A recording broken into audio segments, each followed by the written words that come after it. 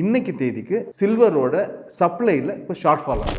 Particularly நம்ம சொன்ன மாதிரி இந்த இவி 5G டிரான்ஸ்மிஷன் அப்புறம் செமிகண்டக்டர் இதில் இருக்கிற யூட்டிலைசேஷனால டெஃபினெட்லி சில்வரோட ஸ்கோப் இனிமேல் பெர்மனண்ட்டாகவே அதிகமாக இருக்க போது. ஏன்னா இந்த businesses are here to stay for some time. இவங்க தான் அடுத்த முன்னேற்றத்துக்கான பிஸ்னஸஸ்னால் இந்த 3 பிஸ்னஸும் இருக்கிறதுனால கன்சம்ஷன் ஜாஸ்தியாக போகுது.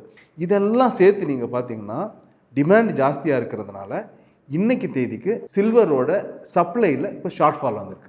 அதாவது 4600 டன் அளவுக்கு ஷார்ட் ஃபால் இருக்குது. ஸோ இதனால் என்ன ஆகும்னா சில்வரோட எக்ஸிஸ்டிங் சில்வர் ஸ்டாக்கோட ப்ரைஸ் டெஃபினெட்லி ஏறுது.